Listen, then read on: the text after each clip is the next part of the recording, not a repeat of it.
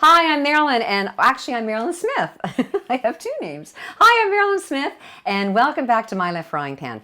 This week on the show, we're going to celebrate a Canadian holiday. It's called the May 24th Long Weekend. Now, historically, we used to call it the Queen Victoria Long Weekend because Queen Victoria was our monarch, and she had a birthday. And then, because Canadians, we love our beer so much, we changed the name to the May 24. Get it? 2-4. Yeah. And then in certain parts of Canada, we like to call it the Black Fly Festival because you have to wear, like if you want to go outside at all, you have to put on some kind of bug outfit so those little bastard black flies don't get you. So today on the show, I'm going to be making burgers to celebrate the May 24th Victoria 2-4 Black Fly Festival weekend.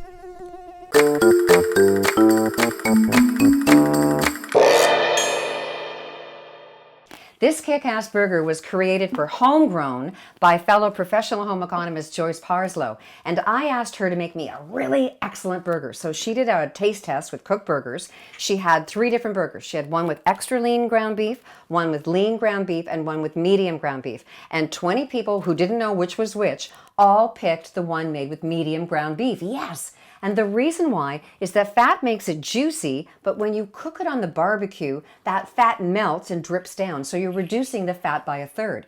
And this burger only has 5 grams of saturated fat. If you compare that with a takeout burger, and I'm not talking the bells and whistles, I'm just talking the patty, some of those have up to 20 grams of saturated fat. So this burger not only is juicy and fabulous, it's low in saturated fat. So the recipe starts off with 2 pounds or 9 kilograms of medium ground beef. It uses 1 onion, and here's the trick, you grate it. Such a genius idea. Remember, the finer the dice or the smaller the grate, the more intense the flavor. And also there's a lot of liquid that comes out of the onion when you're doing it, so it's moisturizing. Moisturizing. It's moisturizing the beef. There you go. 2 cloves of garlic, because you know, what's life without garlic? 1/4 cup of panko. These are whole wheat panko. Panko is a Japanese breadcrumb, and you'd think you could find it in the Japanese or the Asian section of the grocery store. Nah, I don't think so. It's where they have the coatings for like chicken and fish and stuff. So that's where I found this one. 1 egg. I always use omega-3s, a little bit of salt, a little bit of pepper, and some Worcestershire. Okay, and we're going to mix it all. Now the trick is, do not mix the living hell out of these burgers. You're going to gently, gently rub it together. Now, you make sure you wash your hands before you start. I already did. Roll up your sleeves. Let's start making burgers.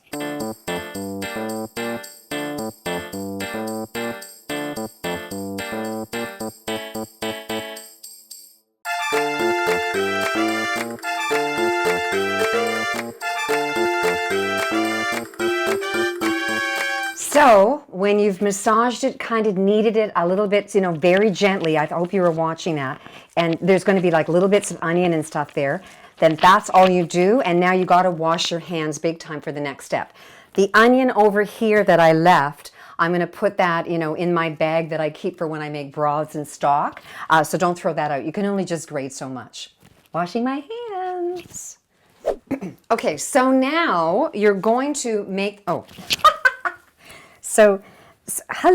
So now you're going to make them into patties. All right, now this makes 8 patties. But before you do the next step, you want to have a container ready because you're going to take it to you know, with you to the cottage or whatever. But here's my little trick. So you can, if you get sheets of parchment paper, and do this before or at least wash your hands in between so you don't cross-contaminate your kitchen. We're going to shape 8 burgers, and I'm going to put them in between layers of parchment paper. And then if you're going to the cottage or to camping like the next day, you could just take them up and cook them. But I like to freeze them ahead of time, and then they thaw out, and so maybe day 2 of the long weekend, I'm going to have burgers. So 8 burgers coming up. Here's another little trick when you're making a burger, is they should be about 3/4 of an inch thick, and then you put a little indent in the center, and that way you're going to make sure that the center part gets cooked even through. Because sometimes, you know, people go, oh, the burger's done. Use a thermometer. The burger's done. It's 71. And that's not Fahrenheit, that's Celsius. So take a meat thermometer with you, The last thing you want to have on a long weekend is a trip to the emerge, or into the wilderness for an outhouse. Anyway, okay, so then layers of parchment paper, and we're just going to do that with all the rest of the burgers. Okay, so once your burgers are all ready, freeze them, and then another idea would be put another piece of parchment paper. I actually should have used 2 in the bottom. Okay, well, I won't put the lid on. And I just want to give my sister Kathleen a shout out. She's been making these beautiful dishcloths, and I love them, and I think she should start selling them. I don't know how you'd ever do that, but they're wonderful. She crochets them. So Kathleen, good work. So never ever take a holiday or a long weekend from food safety. So I like to freeze the burgers, and then that way they act as a cold source in my cooler, and I have them like on the second day. So those are frozen, and they're going to go in the bottom. Now usually you put the cold source on the top and the cold air falls, but I've got more cold sources too. You got to pack your beer. Heck, it's made 2 for a. Pack those babies in there, and then I got another extra cold pack just to make sure that the whole cooler stays nice and cold. But also, that's too much. Also, you don't want to put your condiments or your pickles and stuff on top of the frozen. So I like to put a big folded up tea towel on top so it still stays cold, but I'm not going to freeze things like lettuce or arugula in a little bag. I've got my pickles already cut up and ready. I actually made these pickles. And then here's my little trick so you don't take up big bottles of stuff. You put your condiments into little snack size bags, and then you burp all the air out of it and then put an elastic on the top. And then you can either open it up, or what I like to do is get a pair of scissors, and then can you see this? I just cut the end, and there's just enough condiments for all 8 burgers. So that's going to go in there. Don't forget your meat thermometer. Remember, food safety first. The burgers are done at 71.